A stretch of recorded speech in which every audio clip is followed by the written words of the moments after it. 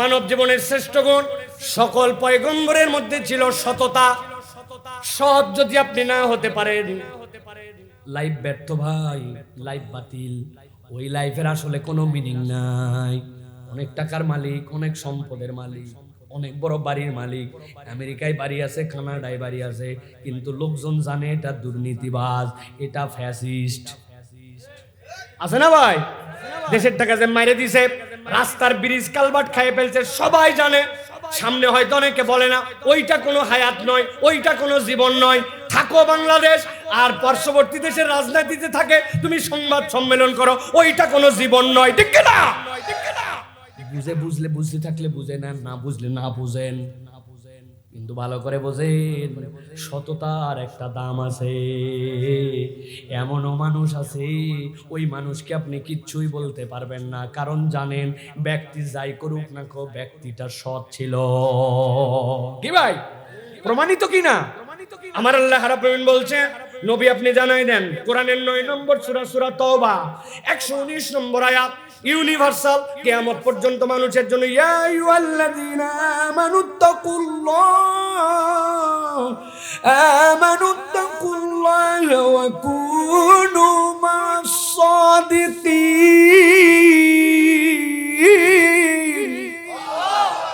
আল্লাহ বলছেন universal truth দুইটা, আল্লাহকে ভয় করে চলো, সৎ লোকের সাথে চলো, কুনু মাস-সাদিকিন, সত্যবাদীর সাথী হও। আপনি যদি মৃত্যুকের সাথী হন, মিথ্যার সাথী হন, মিথ্যা আদর্শের উপরে চলেন, আবেগ সে তো হঠাৎ আগুন, একটু তাপে জ্বলবে দ্বিগুণ। সেই আবেগের মায়ায় পড়ে হয়তো জীবন দেওয়া যেতেও পারে, কিন্তু বিবেক দিয়ে দীপ্ত শপথ নিয়ে আল্লাহর পথে জীবন রাঙানো নয়তো সহজ, তুমি জানো কি? আউযু বিল্লাহি মিনাশ শাইতানির রাজীম। বিসমিল্লাহির রাহমানির রাহিম। هل أتاك حديث ضيف إبراهيم المكرمين إذ دخلوا عليه فقالوا سلاما قال سلام قوم منكرون فزاغ إلى أهله فجاء بعجل سمين فقربه إليهم قال ألا تأكلون صدق الله العظيم। সম্মানিত হাজিরিন, আজকে সংক্ষিপ্ত সময়ে আমরা কয়েকটা আয়াতে কারিমাকে সামনে রেখে যে বিষয়ে কথা শুনতে চাই, সেটি হচ্ছে পৃথিবীতে যত পয়গম্বর আসছিলেন, সে আদম আলাইহিস সালাম থেকে মুহাম্মদ সাল্লাল্লাহু আলাইহি ওয়াসাল্লাম পর্যন্ত সকল পয়গম্বর মাসুম ছিলেন। কি ছিলেন? গাইডেড বাই আল্লাহ। তাদের আমলনামায় কখনো কোনো গুনাহ খাতাই হয় নাই। আল্লাহ রাব্বুল আলামিন এমন ভাবে তাদেরকে সংরক্ষিত করেছিলেন, এটা আমাদের ঈমান, এটা আমাদের বিশ্বাস। ওই প্রত্যেকটা পয়গম্বর স্ব ক্ষেত্রে তারা স্বকীয় ছিলেন, প্রত্যেকে বিভিন্ন ধরনের গুণে গুণান্বিত ছিলেন। কিন্তু পৃথিবীর যত পয়গম্বর ছিলেন, এক এক পয়গম্বরের এক একটা বৈশিষ্ট্য ছিল, কিন্তু সকল পয়গম্বরের মধ্যে কতগুলা কমন বৈশিষ্ট্য ছিল। মূসা আলাইহিস সালাম বৈশিষ্ট্য অনন্য ছিলেন। মূসা আলাইহিস সালাম হাত বের করলে আলো বেরোতো, লাঠি একটা ছিল, লাঠি স্বয়ংক্রিয় হয়ে চলাফেরা করত, এটা তার অনন্যতা ছিল। ঈসা আলাইহিস সালাম মাইয়াতকে বলতেন আল্লাহর হুকুমে দাঁড়াও, শাট করে মাইয়াত দাঁড়ায় যেত, এটা তার অনন্যতা ছিল। সুলাইমান আলাইহিস সালাম বাতাসকে ডাক দিয়ে বলতেন, বাতাস এদিকে যাও, আমি তো বাতাসই দেখি না, আর উনি বাতাসকে হুকুম করলে বাতাস চলতো। দাউদ আলাইহিস সালাম লোহা ধরতেন, যেমনে মন চাই সেমনে হাত দিয়ে মোমের মতো গলায়া শেপ বানাতে পারতেন। দুনিয়াতে যত ধরনের লোহা কর্তৃক নির্মিত জিনিস, ইতিহাসবিদরা পয়গম্বরদের জীবনী যারা লিখেছেন তারা বলছেন তার একটা কমন, তার একটা স্ট্রাকচার দাউদ আলাইহিস সালাম বানায় রেখে গেছেন, ওই রেপ্লিকার উপর আমরা করতেছি। সুবহানাল্লাহ বলেন। বোঝানোর জন্য বলছি, সব পয়গম্বরের কিছু না কিছু বৈশিষ্ট্য ছিল, কিন্তু জেনারেলি পৃথিবীতে যত পয়গম্বর আসছেন সকল পয়গম্বরের 5টা কমন বৈশিষ্ট্য ছিল। কয়টা?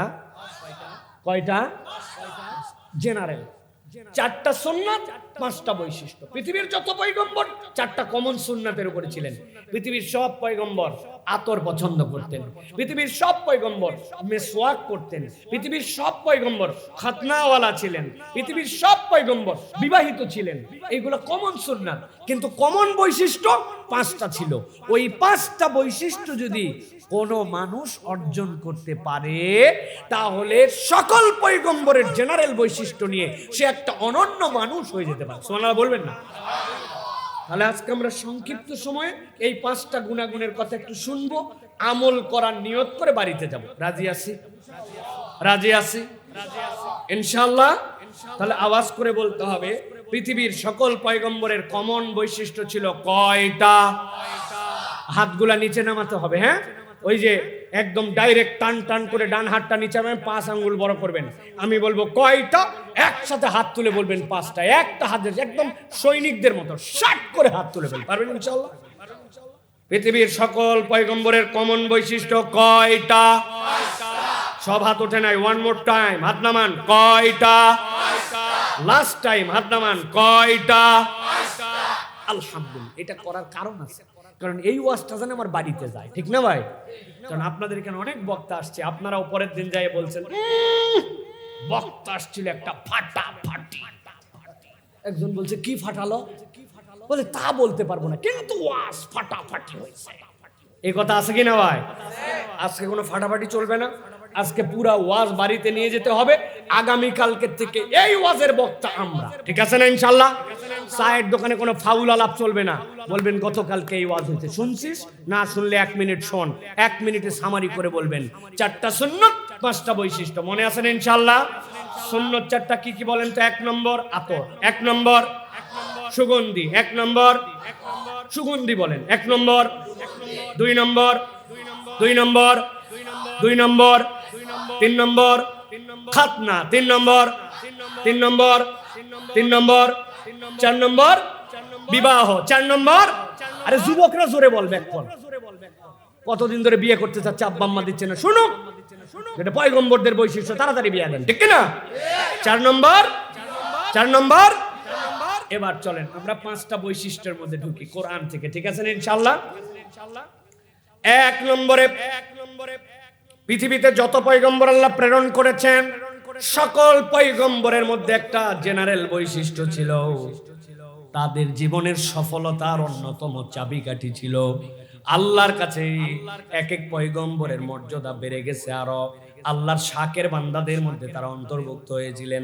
তার 1 নম্বর গুণ ছিল, পৃথিবীতে যত পয়গম্বর ছিলেন সবাই ছিলেন অতিথি পরায়ণ। তাদের থেকে বড় মেহমান নেওয়াজি করার মতো কোনো ব্যক্তি দুনিয়ায় আসে নাই। পৃথিবীর যত পয়গম্বর, প্রত্যেক পয়গম্বর অন্য ছিলেন। আল্লাহ রাব্বুল আমিন আপনার আমার হাবিব সাল্লাল্লাহু আলাইহি সাল্লাম নবীজি সাল্লাল্লাহু আলাইহি ওয়াসাল্লামের প্রতি আয়াত অবতীর্ণ করেছেন খুব ঠান্ডা মাথায়। কথার পিছনে কথা আছে, যাতে করে এখান থেকে বের না হয়ে যান, ভালো করে খেয়াল করেন। আল্লাহ বলছেন, ও আমার হাবিব, ইব্রাহিম আলাইহিস সালামের একটা গল্প আপনি জানেন নাকি? ইব্রাহিম আলাইহিস সালামের অনেক গল্প আমার নবী জানতেন।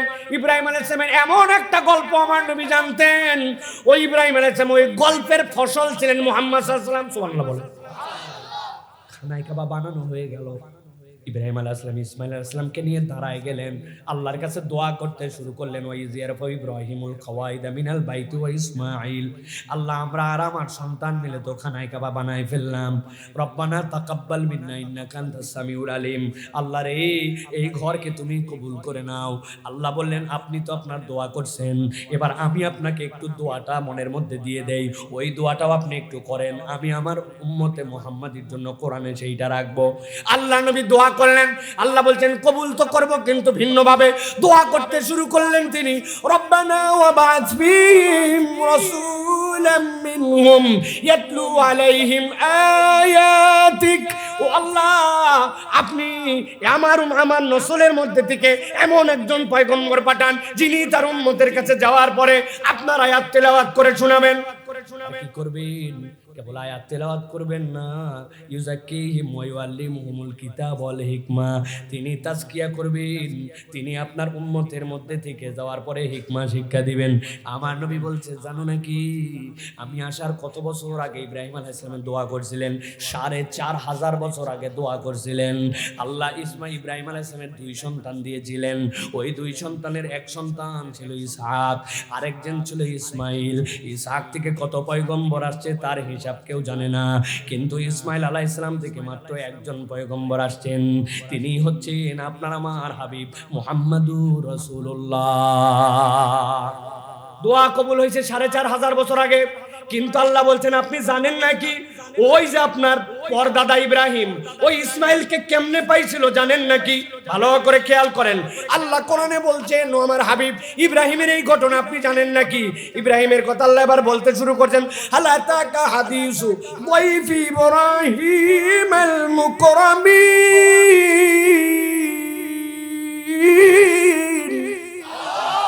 ইব্রাহিম তো ছিল বিরাট বড় মেহমান নেওয়াজ, কিন্তু ইব্রাহিমের একটা সম্মানজনক মেহমান একদিন তার বাড়িতে আসছিল, তার ঘটনা আপনি জানেন না কি নবী?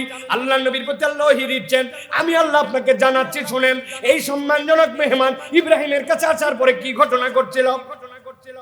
ইসদাখালু আলাইহি ফাকালু সালামা। যেইনা ইব্রাহিম আলাইহিস সালাম ভিতরে ঢুকছেন, আসার পরে দেখেন ওনার বাড়ির মধ্যে মেহমানরা সিরিয়ালে বসে আছে, সাথে সাথে ইব্রাহিম আলাইহিস সালামকে সালাম দিছে, আসসালামু আলাইকুম ওয়া রাহমাতুল্লাহ। ইব্রাহিম আলাইহিস সালাম তাকাইছেন তাদের দিকে, কি রে এইগুলা লোকরে তো আমি চিনি না। আচ্ছা চিনি না তো ঠিক আছে, কিন্তু চিনি না যে না চিনলে তার একটা কারণ হচ্ছে এরা আমার আশপাশের মহল্লার লোক নয়, নিশ্চয়ই দূরের থেকে কোথাও থেকে আসে। কিন্তু দূরের থেকে আসলে তো সফরের চিহ্ন থাকা লাগবে। ঘোড়ার পিঠে করে আসে, এখনকার মতো এয়ার টাইট গাড়ি না, এখনকার মতো এয়ার কন্ডিশন চারিদিক দিয়ে গ্লাস বন্ধ করা না। মাঠঘাট মরুভূমি পার করে আসলে তো শরীরে চিহ্ন আছে, চেহারার মধ্যে চিহ্ন আছে, কিন্তু আজব ব্যাপার আমিও তাদেরকে চিনি না, আবার তারা তাদের শরীরের মধ্যেও কোনো সফরের চিহ্ন নাই। আসসালামু আলাইকুম। ইব্রাহিম আলাইহিস সালাম তাকায় কমপ্লিট করছেন, দেখায় উত্তর দিচ্ছেন। আল্লাহ বলছেন সাথে সাথে উত্তর দিচ্ছেন আমার নবী, ক্বালা সালামুন কওমুন মুনকারুন।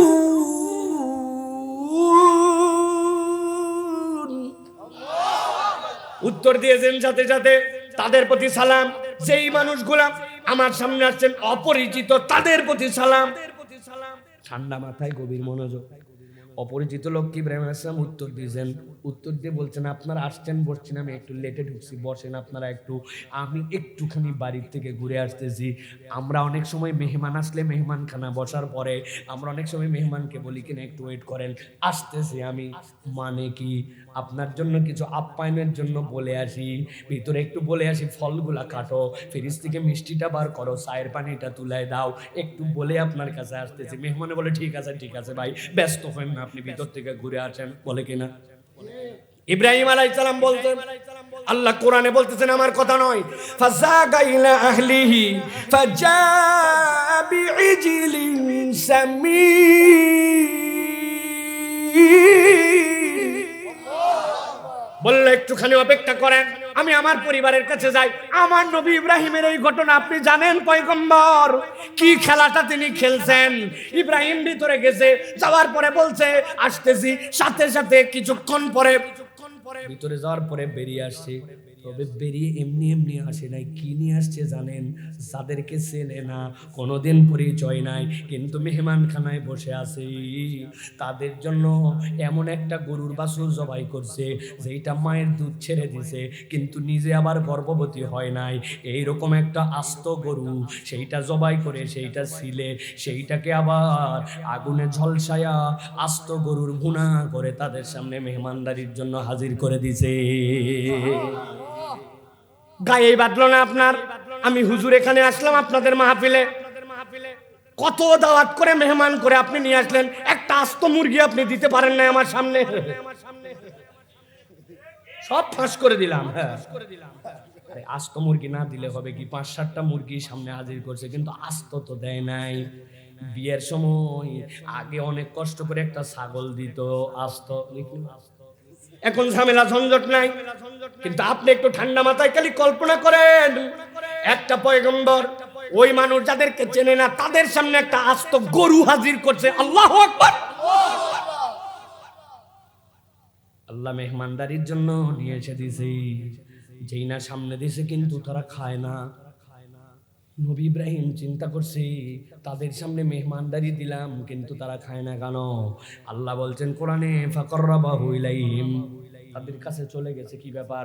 খাবার আপনার সামনে রেডি, আল্লাহ তা বলুন আপনারা কি এখান থেকে খাবেন না নাকি? সাথে সাথে তারা হাসি মুখে বলছে আল্লাহর নবী পয়গম্বর কেমনে আমরা খাই বলেন? আমরা মানুষের রূপ নিয়ে আসছি কিন্তু আমরা তো মানুষ না, আমরা তো আল্লাহর ফেরেশতা। আল্লাহর ফেরেশতা তো আল্লাহর জিকির ছাড়া কিচ্ছু খায় না। উনাদের চালিকা শক্তি হচ্ছে আল্লাহর জিকির, আল্লাহর হাম। আমরা কেমনে খাবো? তা আপনারা আসছেন কি মনে করে? আল্লাহর পয়গম্বরকে তারা বলছে আমরা এমনি এমনি আসি নাই, আল্লাহ আপনাকে একটা শুভ সংবাদ দেওয়ার জন্য পাঠাইছেন। কি শুভ সংবাদ? আল্লাহ রাব্বুল আমিন আপনাকে একটা গোলাম দিবেন, আপনাকে একটা সন্তান দিবেন, এই শুভ সংবাদ দেওয়ার জন্য আল্লাহ পাঠাইছে। আপনি বলছেন সুবহানাল্লাহ, পয়গম্বর বলছে কি খন? আমার বউ কবে বন্ধা হয়ে গেছে, মিন্স তার বন্ধ হয়ে গেছে, কেমনে তার বাচ্চা হবে? আমার মাজা সোজা হয় না, আর আপনি বলতেছেন বাচ্চার খবর নিয়ে আসছেন, কেমনে সম্ভব? সাথে সাথে ফেরেশতারা বলছে কাযালিক, টেনশন করার দরকার নাই, আমার আল্লাহ খবর দিতে বলছে। কেমনে আল্লাহ দিবে এটা উনি জানে, তার কাছ থেকে বুঝে নেন। আল্লাহু আকবার। মুসলমান ঠান্ডা মাথায় একটু কল্পনা করেন তো, আল্লাহ রাব্বুল আমিন ইব্রাহিম আলাইহিস সালাম এমন বয়সে একটা সন্তান দিলেন যখন তিনি বৃদ্ধ, যখন তার স্ত্রীর হায়েজ বন্ধ হয়ে গেছে আর তার দেহের সার্কেল নাই। আল্লাহ বলছেন আপনার জৈবিক শক্তি দুর্বল, আপনার স্ত্রী বন্ধা, তাতে কিছু যায় আসে না। আল্লাহ অবাস্তবকে বাস্তব করতে পারেন। আল্লাহ ঘোষণা দিয়েছেন আপনাকে ওই অবস্থায় একটা সন্তান দিবেন। বলে আল্লাহ সন্তানের ঘোষণাতে এমনি দিতে পারতেন, নবীকে কেন আগে এত বড় হিস্ট্রি শোনালেন? আমি বুঝাতে চাই পৃথিবীর সব মুফাসসিরে কেরামের মত আছে, সাথে সাথে একটু একটু করে ও দুনিয়ার মানুষ আল্লাহ পয়গম্বরের এই ঘটনা দিয়ে বুঝাতে চান তুমি তোমার জীবনে যদি অবাস্তব কিছু পেতে চাও, যেটার সম্ভাবনা আর দেখো না, তুমি তোমার জীবনে বরকত যদি ফের পেতে চাও, আল্লাহর রহমতের দৃষ্টি যদি তোমার পরিবারে ফেরাতে চাও, আল্লাহ বুঝাতে চান তুমি মেহমান নেওয়াজি হয়ে যাও। আল্লাহ এই ঘটনা না দিয়েও বলে দিতে পারতেন, কিন্তু আল্লাহ ইব্রাহিমের ঘটনা দিয়ে বলতেছেন তুমি তোমার রবের থেকে যদি এমন কিছু পেতে চাও যেইটা তুমি সম্ভাবনা দেখো না, তুমি মানুষকে খাওয়াও, মেহমানদারি করো, তোমার বাড়ির দরজাটা খোলা রাখো, আল্লাহ তোমার জীবনে অফুরন্ত নিয়ামত দিয়া দিবে। ওই নিয়ামতের নাম হচ্ছে ইসমাইল আলাইহিস সালাম। ৪৫০০ বছর আগের দোয়া, তার দোয়ার বরকতে তার নসলে একটা পয়গম্বর একজন হলে হবে কি? তিনি খাতামুন নবীন, তিনি ইমামুল মুরসালিন, তিনি সাইয়্যিদুল কাউনাইন, তিনি হচ্ছেন হাবিবুল্লাহ। অতএব পয়গম্বরের গুণাগুণ আপনার আমার ফ্যামিলিতে লাগবে। আমার নবী সাল্লাল্লাহু আলাইহি ওয়াসাল্লাম বলছেন মান কানা ইউমিনু বিল্লাহ ওয়াল ইয়াউমিল আখির ফালিয়ুকরিম দাইফা। তোমার মধ্যে কেউ যদি আল্লাহর প্রতি ঈমান রাখো আর পরকালে যদি বিশ্বাস করো, আমি তোমার জন্য জানাই রাখলাম সে যেন তার মেহমানকে সম্মান করে। আমার নবী সাল্লাল্লাহু আলাইহি ওয়াসাল্লাম তার সাহাবীর ঘটনা, কেমন মেহমানকে সম্মান করতে হয় ভালো করে খেয়াল করেন। আল্লাহর নবীর কাছে দুইজন লোক আসছেন, ইয়া রাসূলুল্লাহ আমরা আপনার মেহমান। সুবহানাল্লাহ, অন্য কোন সাহাবীর বাড়িতে আমরা আসি নাই, আপনার বাড়িতে আসছি। নবীজি খুশি হলেন। খুশি হওয়ার পরে এশার নামাজের পরে স্ত্রীদের ঘরে খবর নিতে পাঠাইছেন, খবর নাও কার ঘরে কি আছে। এক এক করে সব স্ত্রীর কাছ থেকে খবর আসলে, ইয়া রাসূলুল্লাহ আমাদের ঘরের মধ্যে পানি ছাড়ার কিছুই নাই, আজকে রাত্রে আমাদেরই খাওয়ার নাই, আপনার মেহমানকে কেমনে খাওয়াবো? আল্লাহ নবীর মনটা কেমন জানি হয়ে গেল। নবী সাথে সাথে বলেন আমার মেহমানকে মেহমানদারি করাবে এরকম কেউ আসো নাকি? এক সাহাবী বাড়িতে কি আছে না আছে, আমার নবী তার জন্য মেহমানদারি করাবো, এর থেকে সৌভাগ্য কি হতে পারে? লাভ দিয়ে উঠছি, ইয়া রাসূলুল্লাহ আমি হাজির। ঠিক আছে, তোমার জিম্মাদারিতে 2 মেহমান দেওয়া হলো। ওই সাহাবী বাড়িতে দৌড়ে গেছে, বউ কি খাবার? বলে 2টা বাচ্চার জন্য কেবল খানা আছে আর কোনো খানা নাই। আমি যে আল্লাহর নবীর মেহমানকে জিম্মাদার হয়ে আসছি বলে টেনশন নিয়েন না, আপনিও খাবেন না, আমিও খাবো না, বাচ্চাও খাবে না, মেহমান নিয়ে চলে আসেন। মেহমান বাড়িতে আনার পরেই দায়িত্ব দিছে বাচ্চা দুইটার পিঠের মধ্যে যায় থাবা দেন। ওরা কাঁদতেছে ক্ষুধার জ্বালায়, আমি রান্না করতেছি। তারা বলবে খাবার কোথায়, বলে রান্না হচ্ছে, তোমাদের জন্য হচ্ছে এটা বলার দরকার নাই, কিন্তু রান্না হচ্ছে। ক্ষুধার্ত অবস্থায় পিঠের মধ্যে তাবাইতে তাবাইতে খানিকক্ষণ পরে ঘুমায় যাবে। বাচ্চার কাহিনী শেষ, ফজর পর্যন্ত না খায় থাক, নবীর মেহমান বাড়িতে। ঠিক আছে বুঝলাম বউ, তুমি তো খাবা না, কিন্তু আমি যখন খাবার নিয়ে ভিতরে যাব, ওনারা তো আমারে সারে খাবে না। স্ত্রী কেমন বুদ্ধিমতী, কেমন মেহমান নেওয়াজ। স্ত্রী বলতেন ওইটার বুদ্ধিও আমি করে রাখছি, দরজার গোড়ার মধ্যে কিন্তু আমি কুপি বাতিটা রাখবো, লম্পু বাতিটা রাখবো। আপনি যখন খাবার নিয়ে ভিতরে ঢুকবেন, কৌশলে ইচ্ছা করে পা দিয়ে লাথি মারবেন বাতিতে, বলবেন আহারে বাতি উল্টায় গেছে। আমি বলবো ঠিক আছে, আমি বাতি ধরাচ্ছি। এই ফাঁকে তার সামনে খাবার দিয়ে দিবেন, আর ওনাদেরকে বলবেন আপনারা খান, খাবার তো কি সামনে দেখছেনি। খাবার খেতে থাকবে, আর আপনি খালি ওনাদের সাথে সাথে মুখ নড়াবেন, তাহলে বুঝতে পারবে আপনিও খাচ্ছেন। এই ফাঁকে আমি বাতি শেষের দিকে ধরায় দিব, তারা শুধু হাত ধুয়ে পরিষ্কার। স্বামী স্ত্রীর বুদ্ধিতে মেহমান দুইজনকে খাওয়াইছে, বাচ্চা খায় নাই, উনি খায় নাই। সারা রাত পার হয়ে গেছে, ফজরের নামাজের সময় আল্লাহ নবীর দরবারে ওই দুইজন মেহমান নিয়ে সাহাবী রওনা হয়েছে। আল্লাহ নবী দেখা মাত্র হাসতে শুরু করছে, ও আমার সাহাবী রে, গত রাত্রে যা ঘটনা ঘটাইছি তুই আসার আগে আমার আল্লাহ জানাইছে, তোর আচরণ দেখে আমার আল্লাহ হেসে দিছে, খুশিতে আমার উম্মতের পারফরম্যান্স দেখে আমি নবীও হাসতেছি। আল্লাহু আকবার। আল্লাহ আয়াতে কারিমা নাযিল করলেন কোরআনের 59 নম্বর সূরা, সূরা হাসর এর 9 নম্বর আয়াতে বলছেন, ওয়ালা ইয়াজিদুনা ফি সুদুরিহিম হাজা মিম্মা উতু ওয়া ইউসিরুনা আলা আনফুসিহিম ওয়ালাউ কানা বিহিম খাসাসা। আল্লাহ বলছেন মনে করো না, মনে করো না তাদের প্রয়োজন ছিল না, তাদের বোধহয় বুকের মধ্যে ক্ষুধা ছিল না। আল্লাহ বলছেন ওয়া মাইয়ুকা শুহা নাফসিহি ফাউলাইকা হুমুল মুফলিহুন, যে কৃপণতা মুক্ত হয়ে গেছে, আল্লাহর জন্য মেহমান নেওয়াজি হয়েছে, আল্লাহ বলছেন আমি আল্লাহ জানাই দিলাম তারা সফল কামদের তালিকাভুক্ত হয়ে গেছে। ক্ষুধা যে তার ছিল না তা না, পরিবারে যে টানাটানি ছিল না তা না, কিন্তু চিন্তা করছে মেহমান, তাকে আমার সম্মান দেখাতে হবে। আমাদের বাড়িগুলার খবর এখন নিয়ে দেখেন, এক সময় ছিল এগুলা, কিন্তু আস্তে আস্তে আমাদের ভাইয়ের সাথে ভাইয়ের দেখা দেখি বন্ধ হয়েছে, পাশের বাড়ির সাথে যোগাযোগ বন্ধ হয়েছে। আমি এমন কোনো মাহফিল নাই যে মাহফিলে এই কথা বলি নাই। আমার মা পাট শাক রান্না করে দিচ্ছে। আগে পাট শাক ছিল জম্মের তিতা, ঠিক না ভাই? নতুন করে কি কি জাত আবিষ্কার হয়ে পাটের তিতা চলে গেছে। আগে কৃমি দূর করার জন্য জোর করে পাট শাক খাওয়াইছে, ঠিক না ভাই? আম্মা রান্না করে বলছে পাট শাক দিয়ে আসো পাশের বাড়িতে। আমি বলছি মা দুনিয়ার সব দিতে পারি, পাট শাক না ভাই। বলছে ব্যাককল কি সমস্যা তো? বলে তিতা জিনিস মানুষের দেয় কেমনে? বলছে আমার বাড়িতে আজকে এটা প্রথম রান্না হয়েছে, এটা তিতা না মিষ্টি তোমার দেখার তো দরকার নাই, আমার পড়োশির কাছে তুমি দিয়ে আসো। আগে মানুষের মধ্যে মেহমানদারি ছিল, ডাবটা প্রথমে নামে ইমাম সাহেবের কাছে পৌঁছাই দিত, লাউ উঠলে মাদ্রাসায় পাঠাই দিত। এইগুলো মানুষের দিলের মধ্যে ছিল। বাড়ির কোনো অনুষ্ঠান হলে উন্মুক্ত দরজা থাকতো যে 10 জন এতিম মিসকিনের হিসাব আগে, তারপরে অন্যদের গুলা। আর এখন সব খাওয়া শেষ, ফকির মিসকিন বাইরে বসে থাকে ঝুটা খাওয়ার জন্য। আছে কিনা? মেহমানদারি নাই আমাদের মধ্যে প্রিয় ভাইরা। 1 নম্বর গুণাগুণ তাহলে কি? মেহমান নেওয়াজি। মনে থাকবে তো? শ্বশুর বাড়ির আত্মীয় স্বজন আসলে ছেলে মানুষের মন খারাপ হয়, আবার মেয়ে ছেলের স্বামীর শ্বশুর বাড়ির লোক আসলে বউয়ের মন খারাপ হয়ে যায়, ঠিক কিনা? আমরা শহরের উপর বাড়ি করে যা বিপদে পড়ছি, অসুস্থ হলেও আমার বাড়ি, বাজার করতে আসলে আমার বাড়ি, সব আমার বাড়ি, মনে হচ্ছে যেন এটা হোটেল পাইছে।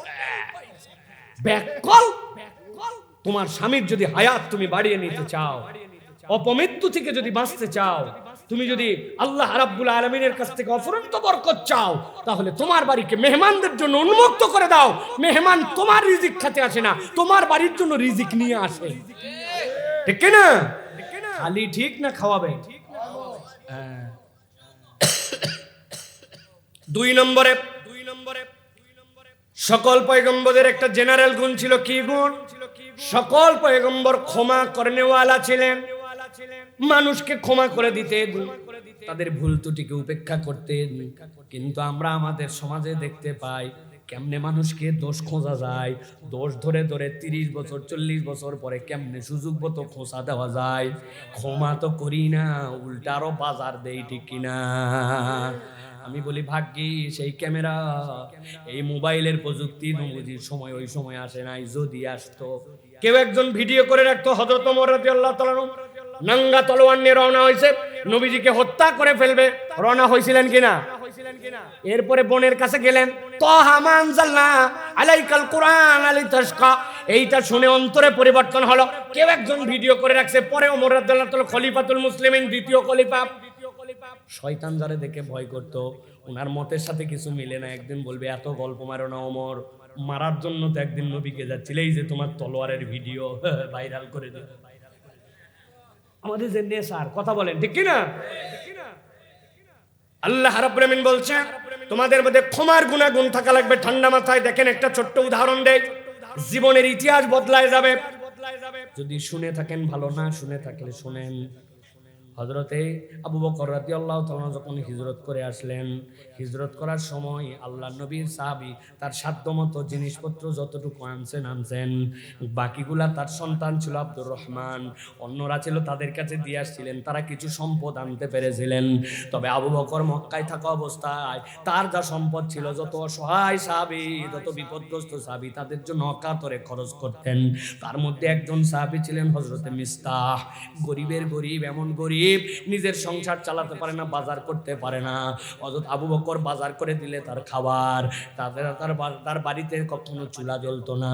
হযরতে মিস্তাকে আল্লাহর নবীর সাহাবী আবু বকর বলে আসলেন, চিন্তা করো না মিস্তা, পরিবার নিয়ে চলে আসো মদিনায়। মক্কায় দেখছি, মদিনায় দেখবো না এরকম নাই, মদিনাতে আসলেও তোমার জিম্মাদার আমি, কেউ জানে না। কিন্তু আবু বকর তার পরিবার চালান। সুবহানাল্লাহ বলেন। মক্কায় আসলেন, মদিনায় আসলেন। মদিনায় আসার পরে একটা ঘটনা ঘটলো, সংক্ষেপে বলি। আল্লাহর নবীর সাথে আয়েশা সিদ্দিকা রাদিয়াল্লাহু তাআলা যুদ্ধে গেলেন। যুদ্ধে যাওয়ার পরে উটের পিঠের মধ্যে ছিলেন, উটের পিঠের থেকে তার গলার মালা হারায় গেল। মালা খোনার জন্য একটুখানি গেছিলেন, ওই সময় উটের পিঠে এত হালকা মানুষ, উট চলে আসছে, মানুষ বুঝেই নাই ভিতরে আম্মাজান আছেন না নাই। পরবর্তীতে ইয়াং কিছু সাহাবী পিছনে ছিলেন, তাদের উটে করে আল্লাহর নবীর স্ত্রী আমাদের মা হযরত আয়েশা সিদ্দিকা রাদিয়াল্লাহু তাআলা মদিনায় ফেরত আসলেন। মুনাফিকরা ঘটনা রটায় দিল, নিজের উটের পিঠে আসে নাই, ইয়াং সাহাবীদের সাথে আসছে, চরিত্র ভালো না। নাউজুবিল্লাহ বলেন।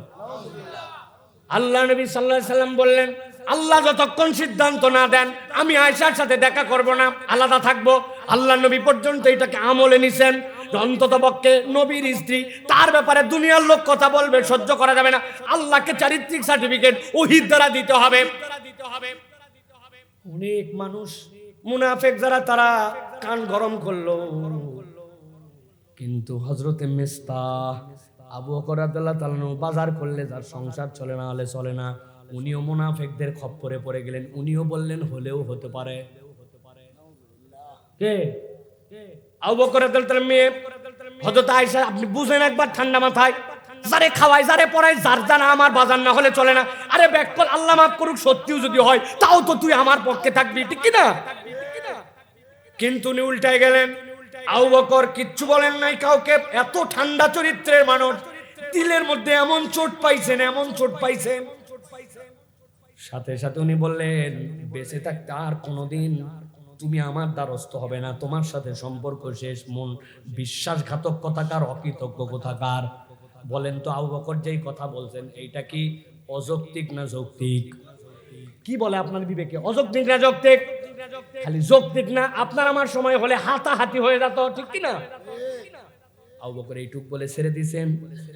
আল্লাহ হযরত আয়েশা সিদ্দিকা রাদিয়াল্লাহু তাআলার পবিত্রতা ঘোষণার আগে আয়াত অবতীর্ণ করেছেন সূরা নূর 22 নম্বর আয়াতের মধ্যে আল্লাহ বলছেন, ওয়ালা ইয়াতালি উলুল ফাদলি মিনকুম ওয়াসআ আইয়ুতু উলিল কুরবা ওয়াল মাসাকিন ওয়াল মুহাজিরিন ফি সাবিলিল্লাহ। দায়িত্ব কি আমি বলে দিলাম, ওয়ালিয়াফু ওয়ালিয়াসফাহু। আবু বকর তারে মাফ করে দেন, তার বিষয়টা আপনি উপেক্ষা করেন। তাকে মাফ করে দেন, তার বিষয় উপেক্ষা করেন। আপনি ভালো করে বোঝেন, আপনার মেয়েকে কেউ জেনার তহমত দিচ্ছে, বেশ্যাভিত্তিক তহমত দিচ্ছে, আর তার পুরা জিন্দেগিটা আপনার পয়সায় চলতেছে। আল্লাহ বলছেন মাফ করে দেন, তার এই বিষয়টা উপেক্ষা করেন। কেন? আলা তুহিব্বুনা আন ইয়াগফিরাল্লাহু লাকুম, আপনি কি চান এর পরিবর্তে আল্লাহ আপনাকে মাফ করে দিবে? আপনি কি এটা ভালোবাসেন যে আল্লাহ আপনাকে মাফ করে দেয়? আল্লাহু গফুরুর রহিম। একবার ঠান্ডা মাথায় বোঝেন, আল্লাহর নবী আশারায়ে মুবাশশিরার তালিকা যাদের দিয়েছেন, আসমানের কোন তারকা যার সওয়াব গুনতে পারে না, এত সওয়াবের হকদার ওই মানুষের ব্যাপারে আল্লাহ বলছেন ওয়ালিয়াফু ওয়ালিয়াসফাহু, ক্ষমা করে দেন, উপেক্ষা করেন। আপনি কি চান, ভালোবাসেন আল্লাহ আপনাকে মাফ করুক? সুবহানাল্লাহ। আপনার আমার জায়গা কোথায়? এক মানুষের একটুখানি পাইছো এটা ধরে রাখি, মানুষে আমি মাফ করি না। এক সাহাবী এসে বললেন, ইয়া রাসূলুল্লাহ, আমার কর্মচারী রাত দিন শুধু ভুল করে, কয়বার মাফ করব? আল্লাহ নবী সাল্লাল্লাহু আলাইহি ওয়াসাল্লাম বললেন, কিয়ামতের দিন আল্লাহর থেকে যে কয়বার তুমি মাফ চাও, ও কয়বার করলেই হবে। কয়বার চাই? কয়বার? খালি চোখের গুনাহ যদি হিসাব করি, ক্যারিয়ার বরবাদ। আজকে সকাল থেকে অন্তরের গুনাহ যদি চিন্তা করি, ক্যারিয়ার বরবাদ। আহা বড় হুজুর, এত বড় দাড়ি, বাপরে জুব্বা, চিন্তা করছে এই লোক তো কোনো খারাপ কল্পনাই করে না। কিন্তু শয়তান খেলা বদলাই দিয়েছে। সামনে এক মহিলা চলে গেছে, অন্তরের মধ্যে এমন কল্পনা আসছে, হুজুরের ওই আমলনামা কপাল দিয়ে লেখা হলে মানুষ থুতু দেওয়ার জন্য তার দিকে তাকাতো না।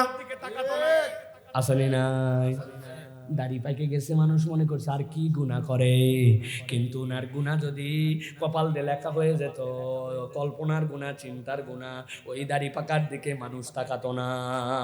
বাথরুমের গুনাহ, একার ঘরের গুনাহ, চোখের গুনাহ, কানের গুনাহ, চিন্তার গুনাহ, কল্পনার গুনাহ, গুনার গুনাহ, গুনার গুনাহ। আল্লাহ বলছেন আলা তুহিব্বুনা আন ইয়াগফিরাল্লাহু লাকুম, চাও নাকি আল্লাহ তোমাকে মাফ করে দেখ? যদি চাও নবীওয়ালা গুনাহগুন নাও, তুমি মানুষকেও মাফ করে দাও, ক্ষমা করতে শিখে যাও। সুবহানাল্লাহ। এই জন্য প্রিয় ভাইরা, মানুষের দোষ তালাশ না করে মানুষকে ক্ষমা করা নবীওয়ালা চরিত্র। পারবো ইনশাআল্লাহ, চেষ্টা করা লাগবে। শয়তান ইনজেকশন দিবে, কিন্তু ইনজেকশনে কখনো ইনজেকশন খাওয়া যাবে না প্রিয় ভাইরা। এই জন্য আল্লাহ বলছেন, নবী আপনি জানায় দেন, মাত্র 4টা গুণ যার মধ্যে আছে। গুণ কয়টা? আওয়াজ হলো না ভাই, ঘুমায় গেছেন নি ভাই? রাত গভীর হয়েছে, তোর ঘুম ঘুম আসছে না? কয়টা? আল্লাহ বলছেন এই 4 গুণাগুণ যারা, আমি আল্লাহ রাব্বুল আমিন বললাম, আমি তাদের নামগুলা আমার একটা রেজিস্টার আলাদা করেছে, মুহসিন। মুহসিন মানে কি? যেই কাজ না করলে আল্লাহ রাব্বুল আলামিন অসন্তুষ্ট হন না, কিন্তু ওই বান্দা আল্লাহকে খুশি করার জন্য ওই কাজটা বেশি বেশি করে। সুবহানাল্লাহ বলেন। দুখুলুল মসজিদ যদি না পড়েন গুনাহ হবে, কিন্তু ওই বান্দা দুখুলুল মসজিদ ছাড়ে না। তাহিয়াতুল ওযু না পড়লে আল্লাহ গুনাহ দিবে না, কিন্তু এই বান্দা কখনো তাহিয়াতুল মসজিদ ছাড়ে না। এই রকম বুঝানোর জন্য বললাম। আল্লাহ এবার বলছেন মুহসিনদের জন্য আমার পক্ষ থেকে একটা গুনাহ আছে। আল্লাযীনা ইউনফিকুনা ফিস সাররাই ওয়াদ দাররাই ওয়াল কাযিমিনাল গায়যা ওয়াল আফিনা আনিন নাস। আল্লাহ বলছেন 4টা গুনাহগুণ। 1 নম্বরে আল্লাযীনা ইউনফিকুনা ফিস সাররা, যারা সচ্ছল অবস্থায় দান করে, ওয়াদ দাররা, টানাটানি নিজেরই চলে না ওই অবস্থাতেও দান করে, ওয়াল কাযিবিনাল গায়জ, রাগকে দমন করে। দেখায় দিতে পারতো রাগ, কিন্তু রাগ দেখায় না। ওয়াল আফিনা আনিন নাস, তার কোনো ভাই তার সাথে ভুল করে ফেলছে, যা মাফ করে দিলাম। আল্লাহ বলছেন আল্লাহু ইউহিব্বুল মুহসিনিন, আল্লাহর কাছে একটা শর্ট লিস্ট আছে, যাদেরকে আল্লাহ মুহসিন লিখে রাখছেন, ওদেরকে আল্লাহ আদর করে আলাদা করে ডেকে জান্নাতে ঢুকাবেন। আল্লাহ বলছেন এই 4 গুনাহ আছে যার, আল্লাহর কাছে মুহসিন বান্দা তারা। সুবহানাল্লাহ। বুঝে সুঝে এই জন্য প্রিয় ভাইরা, জান্নাতে যাওয়ার জন্য ওসিলা খোদা লাগবে। একটা তো বলতে পারবো আল্লাহ রাগ দেখাই না, মানুষে মাফ করে দেই, ঠিক কি না? যদিও আমরা মাঝে মাঝে বলি আমরা বলতেছি না, কিন্তু আমার যে কি রাগ খেপলে কিন্তু টের পাবে, আছে না ভাই? আমরা আবার বাচ্চা কাচ্চাকে মাঝে মাঝে নসিহত করি, বাবা রাখতে নাই, বলেন না ভাই? বলেন আপনারা? এটা একটা মজার অভিজ্ঞতা আছে আমার। বলে বাবা রাখতে নাই, খবরদার রাগ করতে নাই। ওই বাচ্চাকে বুঝাচ্ছে, কিন্তু ওই বাচ্চা কথা শুনতেছে না। অনেকক্ষণ পর রাখতে হয় না, উনি নিজেই রাগে বোম, আবার আরেকজনকে বলছে রাখতে হয় না। আসেনি ভাই? এরকম চরিত্র কিন্তু আমাদের আছে, আপনাদের না থাকলে আমার আছে। আমার তো 4 খান মেয়ে, এগুলো বাড়ির ভিতরে মনে হয় ফুল, আবার বাড়ির ভিতর মাঝে মাঝে মনে হয় কুড়াল। ওরে বাবা রে বাবা, ছোট্ট এক জিনিস নিয়ে 3 বোনের ওই খেসা গেছে কতক্ষণ। ও বাবা রে বাবা, আনন্দও আছে, রাগও আছে, আছে কি না? আল্লাহ বলছেন ওয়াল কাযিবিনাল গাইজ, রাগকে থামাই দাও। আমার ওস্তাদ একটা কথা বলতেন, মনে পড়ে গেছে, বলবো? আব্দুল্লাহ জাহাঙ্গীর রাহিমাহুল্লাহ, উনি বলতেন মানুষ চাইলে রাগ নিয়ন্ত্রণ করতে পারে, প্রমাণিত। আমি বলছি স্যারের প্রমাণিত না। স্যার বলছে প্রমাণিত রে বাপ। বলেন স্যার একটা উদাহরণ দেন। বলে শোনো, স্বামী স্ত্রী 2 জন গন্ডগোল বাড়ির ভিতরে, মনে হচ্ছে পুরো কিয়ামতের ময়দান, হাসর নাসর। তুমি দেখাই বাচ্চা কাচ্চা সব ভয়ে অস্থির বাড়ির ভিতরে হচ্ছে, হয় কিনা ভাই?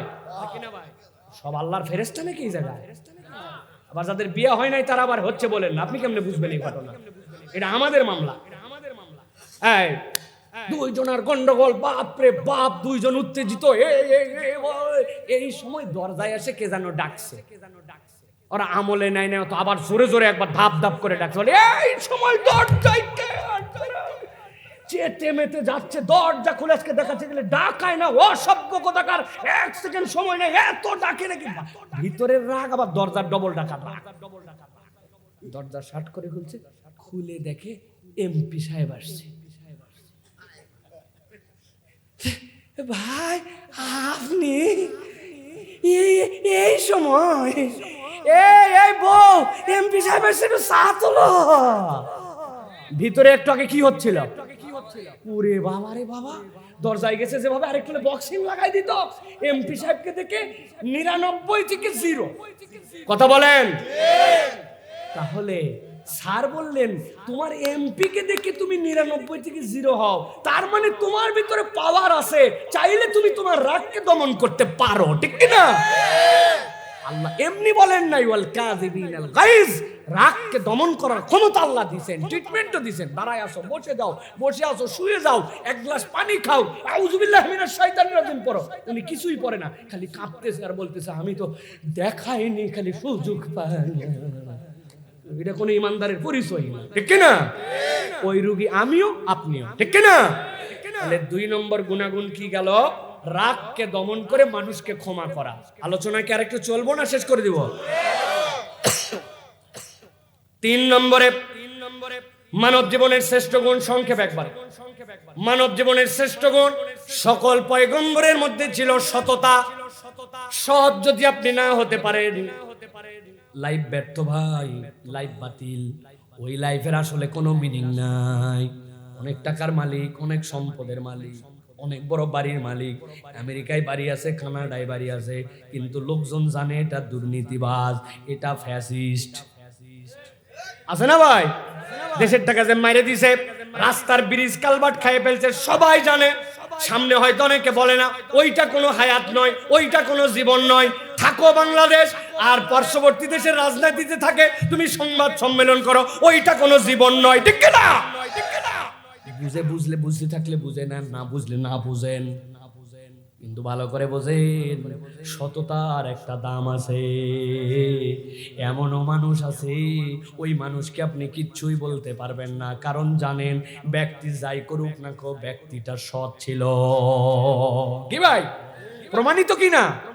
আমার আল্লাহ রাব্বুল আলামিন বলছেন, নবী আপনি জানাই দেন, কোরআনের 9 নম্বর সূরা, সূরা তাওবা 119 নম্বর আয়াত, ইউনিভার্সাল, কিয়ামত পর্যন্ত মানুষের জন্য, ইয়া আইয়ুহাল্লাযীনা আমানুত্তাকুল্লাহ ওয়া কুনু মাস-সাদিকিন।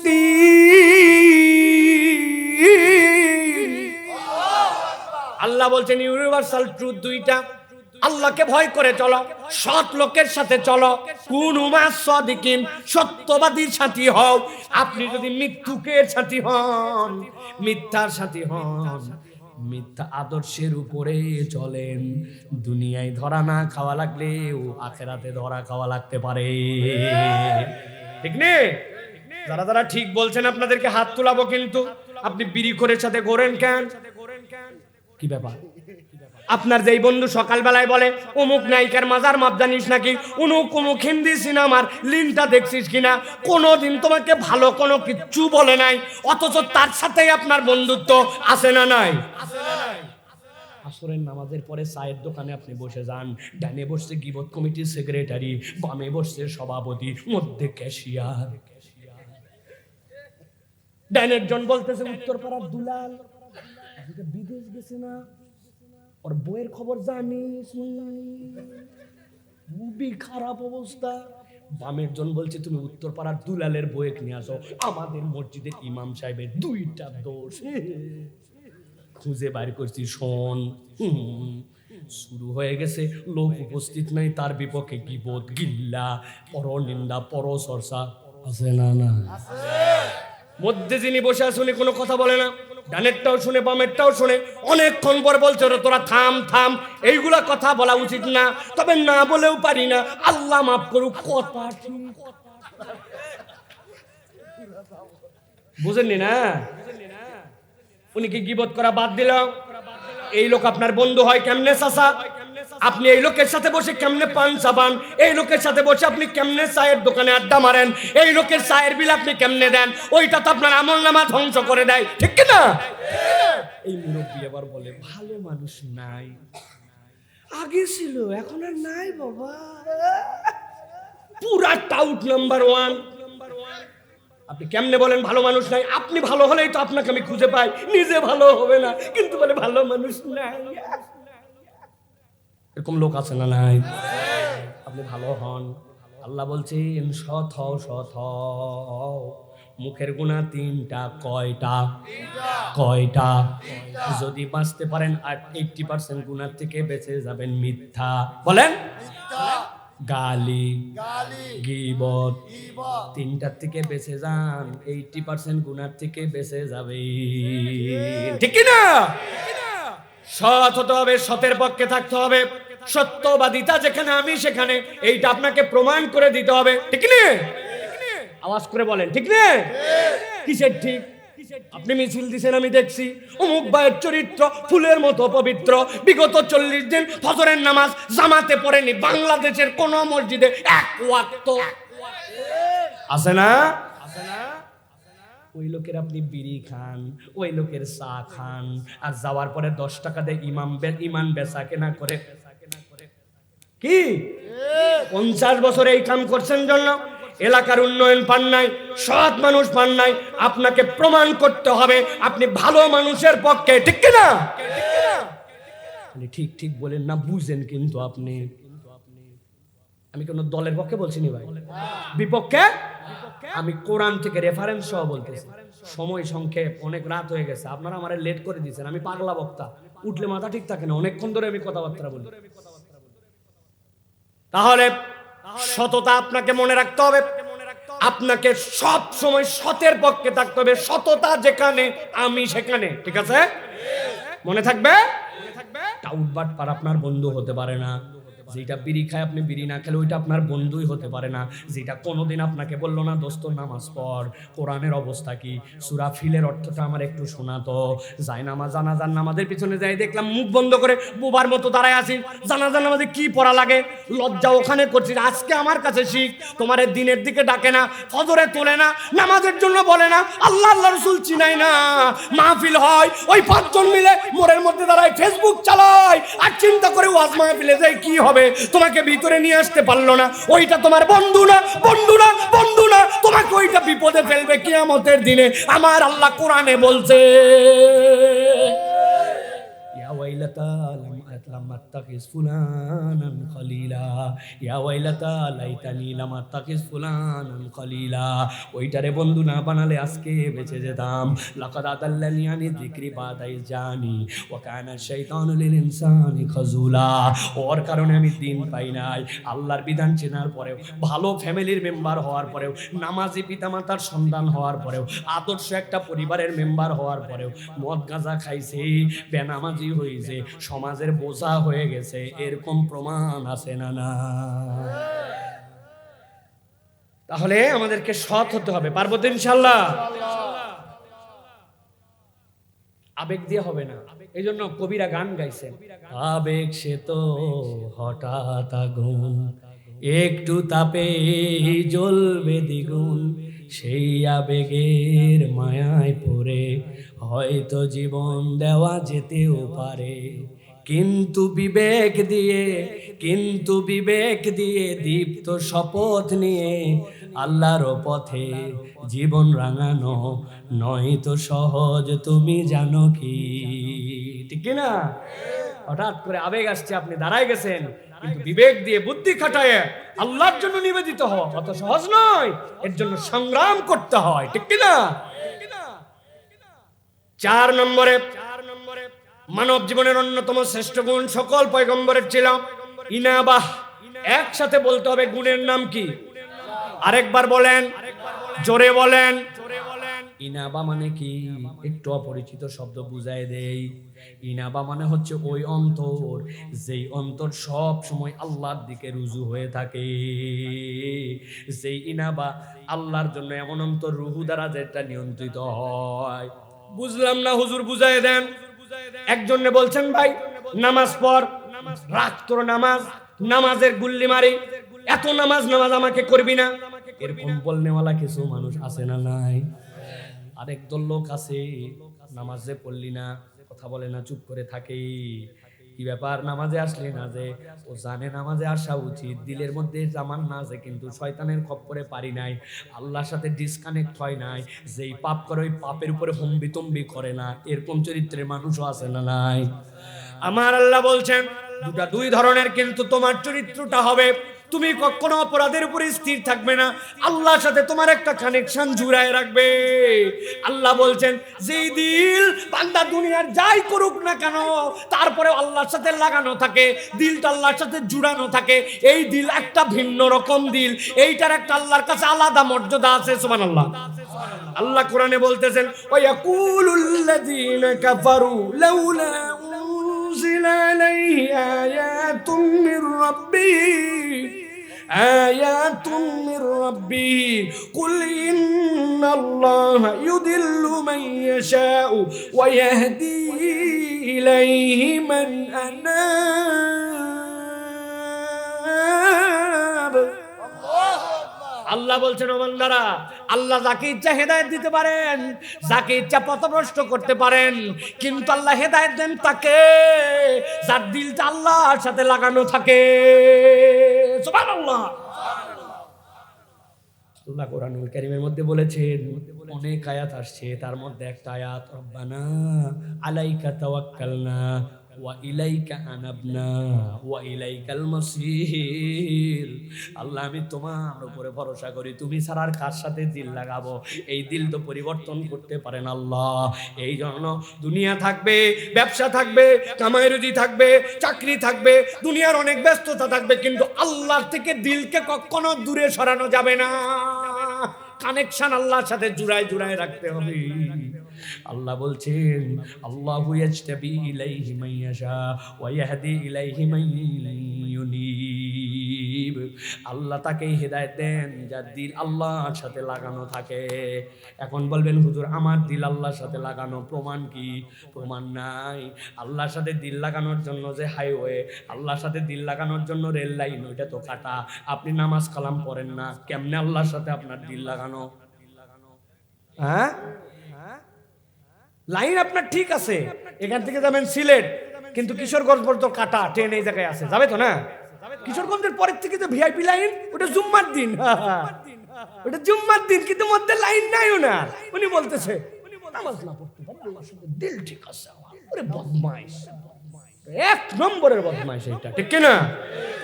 তুমি পড়তে পারো না, তওবা করো, কিন্তু দিল ঠিক আছে, ঈমান ঠিক আছে, এগুলো ভাব ভক্ত চক্কর কথাবার্তা বলো কেন? অপরাধ থাকবেই মানুষ, কিন্তু তার উপরে কখনো এক্সকিউজ দেওয়া যাবে না, ঠিক কিনা? সবাই সব আমল করতেও পারবে না, কিন্তু তওবার হালত লাগবে।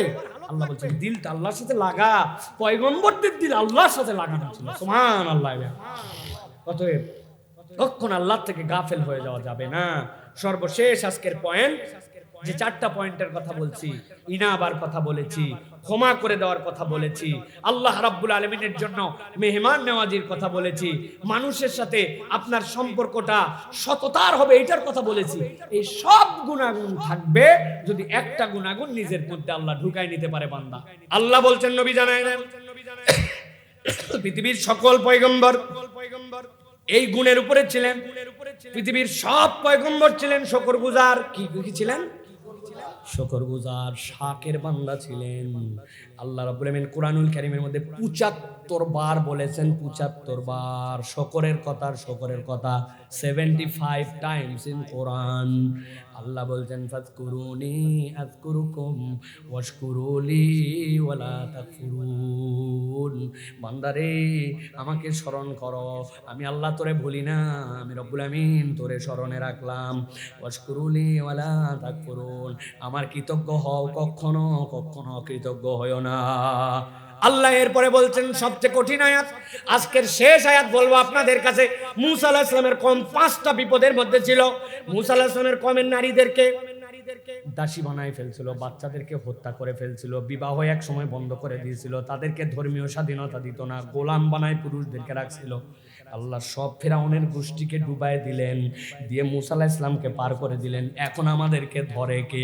শত্রু 8.5 লক্ষ আল্লাহ পানির মধ্যে ডুবায় মেরে ফেলছেন। এখন তারা দুনিয়া তাদের হাতে। আল্লাহ বলছেন মুসা থামতে বলেন ওদেরকে, আমার দিকে ফিরতে বলো, আই শোনো আল্লাহ আমার কাছে ওহী দিয়েছেন, তোমাদেরকে বলি।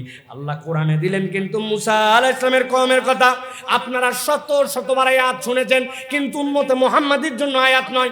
এই আয়াত ছিল ওই মুসা আলাইহিস সালামের কওমের জন্য।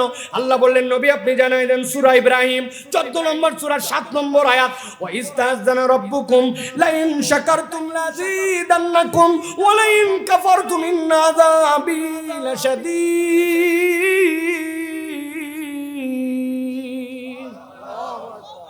আল্লাহ বললেন তাদেরকে বলে দেন, স্মরণ করায় দেন, নিয়ামত যেটা দিলাম যদি কৃতজ্ঞ হও বাড়ায় দেব, আর যদি অকৃতজ্ঞ হও শেষ। কে শেষের প্রমাণ আছে না? চলো যাই আমরা বাইতুল মুকাদ্দাসটা উদ্ধার করে নিয়ে আসি। ওরা বলল আমরা কেবল কয়েকদিন এত বছরের কষ্টের পর মুক্তি পাইছি, আমাদের হাতে টাইম নাই, তুমি আর তোমার আল্লাহ যুদ্ধ করো, যাও। নাউজুবিল্লাহ বলবেন না? কোরআনে আছে। আল্লাহ এমন রাগ করলেন, একটা জায়গার মধ্যে ঢুকাই দিয়েছেন, 40 বছর সারাদিন ঘুরে দেখে ওখানে, ওই 40 বছর আল্লাহ বের হতে দেন নাই। আল্লাহ 40 বছর ঘুরায়া 40 থেকে 1 থেকে 40 যাদের বয়স ছিল সবাইকে দুনিয়াতে বিদায় করে দিয়েছে, একজনও বেঁচে ছিল না। কিন্তু 40 বছর আল্লাহ ঘুরাইছে না, ঘুরায় মেরে ওদের পরবর্তী প্রজন্ম আসছে, তাদেরকে নিয়ে মুসা আলাইহিস সালাম বাইতুল মুকাদ্দাস জয় করছেন, কিন্তু আল্লাহ তাদেরকে শেষ করে দিয়েছেন। আল্লাহ বলেন লা ইন শাকারতুম লাযীদান্নাকুম, নুনের উপরে তাগিদ, দর ফি'ল মুস্তাকবিল। যারা আরবি বুঝেন তারা বলবেন আল্লাহর জন্য এটা বলা লাগে না, কিন্তু আল্লাহ বলেন অবশ্যই অবশ্যই অবশ্যই আমি বাড়াই দেব। সুবহানাল্লাহ বলেন। আমরা আল্লাহর শাকের বান্দা? না, আন্দাজি কথা বলেন না। শুকরিয়ার প্রমাণ নাই, আমাদের জীবনে কোনো প্রমাণ নাই শুকরিয়ার, যে আল্লাহ 22,000 বার চোখের পলক ফেলায়, অথচ চোখের পানি নিয়ে চিন্তা করা লাগে না। আর গাড়ির ওয়াইফার দিনে 5 বার চলে না, তার পানি নিয়ে চিন্তা, তার ব্লেড নিয়ে চিন্তা, আর আমার চোখের চিন্তা আমার নাই। আল্লাহ আমার জন্য আল্লাহ নিয়ামতে খুঁজে পাই নাই। আল্লাহ আমার কিচ্ছু দেয় নাই। আগামীকালকে সকালবেলায় 3 আঙ্গুল বাঁধবেন দড়ি দিয়া, এই 3টা আঙ্গুল বাঁধতে বলবেন বউ আজকে অনেকদিন পান্তা খাওয়া হয় নাই, তুমি আলু ভর্তার পান্তা করো, আমি আজকে পান্তা খাবো। এই 3 নখ বাঁধতে পান্তাটা খাইয়ে দেখেন আল্লাহ নিয়ামত খাবেন কেমন এরকম করে, এদিক দিয়ে সব পরে মাইকে দেবে, জামা কাপড় সব শেষ। আল্লাহ কিছু দেয় না, একবারে কিচ্ছু পাই নাই। আল্লাহর অকৃতজ্ঞ বান্দা আমরা, ঠিক কিনা? কান্না দিলে চশমা কোথায় রাখেন? এখন না কন্টাক্ট লেন্স, আগে করতে গাইছিল। কান্না থাকলে বড় বিপদ। এটা তো একটা সাধারণ ব্যবহারের কথা বললাম, আসলে তো চশমা পরার জন্য আল্লাহ কান দেয়, কিন্তু এটাও একটা কান। ওই যে আবহাওয়া যখন -30, আমেরিকায় ছিলাম, আইরে ঠান্ডা, -30, বরফ ফেল, কিসের বরফ, ফ্রিজের তো বেশি ফ্রিজ, পানি ছোড়ার আগে ঠান্ডা হয়ে যায়। আর একবার সৌদি আরবে ছিলাম 50°C, আপনার এই হাটের মধ্যে যদি মাইনাস ডাইরেক্ট যায় শেষ, হাট গরম ডাইরেক্ট যায় শেষ। ফেরোনাস আল্লাহ ছোট্ট একটু মেশিন ঢুকায় রাখছে, মাইক্রো সেকেন্ডের মধ্যে কনভার্ট করে বুকের জন্য যা লাগবে, ঠান্ডাকে গরম বানায়, গরমকে ঠান্ডা বানায়, আমারে বাসায় রেখে কিচ্ছু পাই না। কেসের কৃতজ্ঞতা করবো, বাড়ি হলো না, গাড়ি হলো, একটা বউ পাইছিলাম, আর বলেন না আমার বাড়িতে আছে, আমি জানি কি জ্বালা আছে না। আপনি বউ নিয়ে জ্বালায় আছেন, কত লোক বউই পায় না জিন্দগি, ঠিক না?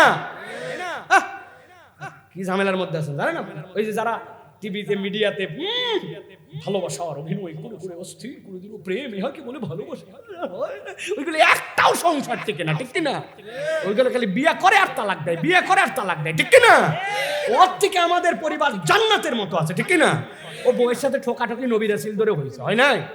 খাবার পাঠাইছেন নবীজির সামনে, আরেক ঘরের থেকে এরকম কাঁচের বাটিতে আল্লাহর নবীর জন্য আল্লাহর স্ত্রী আয়েশা রাদিয়াল্লাহু তাআলা বলছেন, আমার বাড়িতে নবী আজকে থাকবে, তুমি খাবার পাঠায় ভাব নেও না, ঠাস করে তুলে একবারে কাঁচের বল ভাঙে গুঁড়া করে।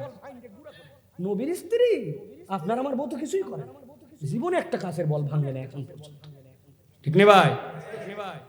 রাসূলুল্লাহ সাল্লাল্লাহু আলাইহি ওয়াসাল্লাম এরপরে বলছেন, ঠিক আছে আয়েশা রাগ করছে, তার ইগোতে লাগছে, সমস্যা নাই। নবীজি ওগুলো সাফ করে নতুন ওইরকম একটা বল দিয়ে বলছেন, যাই খবরদার বলবে না ভাঙা ভাঙি হয়েছে, বলো যে নামায় নিছে রেখে দাও। এর থেকেও তো আমাদের পরিবারের মধ্যে কম হয়, আপনি কেন কৃতজ্ঞ হলেন না?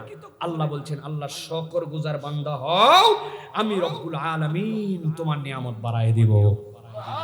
অতএব প্রিয় ভাইরা, আমাদেরকে আল্লাহর শাকের বান্দা হতে হবে, পারবো তো ইনশাআল্লাহ? প্রিয় ভাইরা, তাহলে দুইটা লেভেলে আপনাদের কাছে আজকে আমি কথা বলেছি। প্রথম লেভেলে আপনাদের কাছে কথা বলেছি যে আল্লাহর জিকিরের সাথে আল্লাহর জন্য নিবেদিত হলে, আল্লাহর জন্য জান প্রাণ উৎসর্গ করলে আল্লাহ অখ্যাত মানুষকেও আল্লাহ বিখ্যাত বানায় দেন, ঠিক না? ওই জন্য কোরআনের জন্য, ইমানের জন্য আমাদের নিবেদন থাকতে হবে, রাজি তো ইনশাআল্লাহ? আর দ্বিতীয় পর্বে বলেছি, প্রত্যেক পয়গম্বরের 4টা সুন্নাত, 5টা জেনারেল গুণাগুণ ছিল। আমরা আমাদের সাধ্যের মধ্যে সবচেয়ে বেস্ট পারফরমেন্স করার জন্য চেষ্টা করব, পারবো ইনশাআল্লাহ?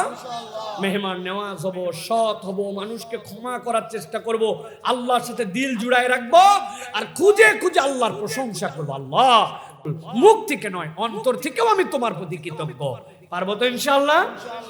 আল্লাহ আমাদেরকে তৌফিক দান করেন। ছোট দুইটা প্রশ্ন আসছে, এই প্রশ্ন দুটার উত্তর দিয়ে আমরা ইনশাআল্লাহ দোয়া মোনাজাত করে শেষ করে ফেলবো। প্রিয় ভাইরা,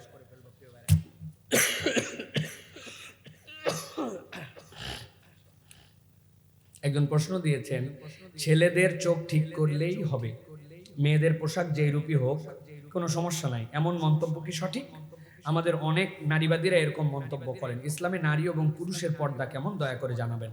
প্রিয় ভাইরা, আমি প্রথমে বলতে চাই, প্রিয় ভাইরা, একটা বিষয় আপনাকে মনে রাখতে হবে যে ইসলাম নারী এবং পুরুষের সমন্বয়ে একটা সমাজকে সুন্দর করছে। ইসলামের যত বিধিবিধান, সকল বিধিবিধানের মধ্যে ভারসাম্য আছে। আল্লাহ রাব্বুল আলামিন কোরআনুল কারীমের মধ্যে বলেছেন, হে রাসূল, আপনি পুরুষদেরকে বলেন, কুল্লিল মুমিনিনা, মুমিনদেরকে বলেন, কি বলবেন? তারা তাদের চক্ষুকে অবনমিত রাখুক। এরপর আল্লাহ রাব্বুল আলামিন বলেছেন, নারীদেরকে বলেন তারা যেন তাদের চোখ অবনমিত করে এবং তারা আল্লাহর ঘোষিত পর্দার বিধানটুকু মেনে চলে। এই দুইটাই সমন্বিত বিধান। এখন কোন নারী যদি বলে, আমরা যেরকম পোশাক পরি না কেন, তুমি তোমার চোখ নামাও, তাহলে সমাজ ঠিক, এটা ভুল কথা। আবার কোন পুরুষ যদি বলে নারীর পোশাক খারাপ, এই জন্যই সে ব্যভিচারের শিকার হচ্ছে, এই জন্যই সে ধর্ষণের শিকার হচ্ছে, এই জন্য বাজে আচরণের শিকার হচ্ছে, এটাও একটা ভুল কথা। আমি কথার কথা বলতেছি, কোন একটা মেয়ে ল্যাংটা হয়ে যাচ্ছে, কথার কথা, পোশাকই নাই, অথবা এমন পোশাক পরছে যেটা পোশাকের মতোই ধরে না, তাই বলেও কি কোনো মুসলিম পুরুষ তার সাথে খারাপ আচরণ করতে পারবে? তার সাথে কি ব্যভিচার করতে পারবে? তাহলে আপনি তো আল্লাহর হুকুমের থেকে বাইরে চলে গেলেন। হ্যাঁ, তাকে পোশাক পরতে হবে, শালীন পরতে হবে, ইসলামের বিধান ফলো করতে হবে, কিন্তু তার মানে কোনো মেয়ে অশালীন অসভ্য পোশাক পরছে মানে তার উপরে অত্যাচার করা, অবিচার করা, তাকে চোখ দিয়ে জেনা করা আমার জন্য বৈধ হয়ে গেছে, এরকম নয়। এই দুইয়ের মধ্যে সমন্বয় না ইসলাম, কিন্তু এইটাকে আবার লিবারেলিজমে নিয়ে যায়, এটাকে আবার এত লিবারেল করতে করতে আপনি বলছেন পুরুষ তোমার পর্দা করে, আমি আমার মতো পোশাক পরবো। হলো না প্রিয় ভাইরা? ইসলাম আপনার কথা মতো চলবে না, ইসলামের সৌন্দর্য ইসলামের বিধান অনুযায়ী চলবে। সুতরাং এইগুলা যারা কথা বলে, হয় ইসলাম সম্পর্কে জানেন না, অথবা ইসলাম জানার পরেও তারা ইসলামকে অন্তরে লালন করেন না, তারা ইসলামের বিদ্বেষ তাদের মধ্যে আছে, ওইটা কথায় কথায় ওই বিদ্বেষটা প্রকাশ পেয়ে যায়। আল্লাহর বিধান সহ্য করতে পারে না, এই জন্য বিদ্বেষটা অন্তর থেকে প্রকাশ পেয়ে যায়। আপনি দেখবেন একটা বিয়ের অনুষ্ঠান হয়েছে, ওই বিয়েতে একজনকে ধরে নিয়ে গেছে, কাকে ধরে নিয়ে গেছে বললাম না, ক্লু দিলাম। ওই বিয়েতে ছেলে মেয়ে বিয়ে করছে, ঠিক আছে না? বিয়ে করে ছেলে মেয়ে, বিয়েতে লেখালেখি করে কাজী সাহেব, আছে না ভাই? বিয়েতে অভিভাবক, আছে না ভাই? আর ওই বিয়েতেই একজনকে ডাক দিছে যে হুজুর বিয়েটা পড়ান লাগবে, আপনার একটু দৌড়ে আসেন তো ভাই, আমার মেয়ের বিয়ে হয়ে যাচ্ছে, হুজুর এদিকে বিয়ে পড়াতে আসছে। পুলিশের কাছে কে জানি খবর দিছে যে উনার বয়স এখন পর্যন্ত 19 হয় নাই, অতএব বাল্য বিবাহ হচ্ছে। ডাইরেক্ট পুলিশ এসে হুজুরে ধরে নিয়ে চলে গেছে। কি রে ভাই, হুজুর তো খালি পড়াতে আসছিল, কাজী লেখলো, দুইজন বইয়ার শাদী করার জন্য আসলো, পিতামাতা রাজি হলো, বিচারে হয়ে গেল হুজুরের। তার মানে কি, এক শ্রেণী হুজুর বিদ্বেষী, ইসলাম বিদ্বেষী, ওদের টার্গেট হচ্ছে ইসলামের বিধানের উপরে কটাক্ষ করা, ঠিক কি না? ওরাই এই কথাবার্তাগুলো বলে, ছেলেরা তোমরা চোখ সামনে, আমরা যেমন পোশাক পরি তোমরা তোমার সামলাও না। এই দুইয়ের সমন্বয়ের মধ্যে ইসলাম, এখানে অতি বোঝা যাবে না, আবার কোনো বুঝ ইসলামেরটা ছেড়েও দেওয়া যাবে না, চেক এন্ড ব্যালেন্স করতে হবে, ঠিক কি না? আল্লাহ আমাদেরকে বোঝার তৌফিক দান করেন।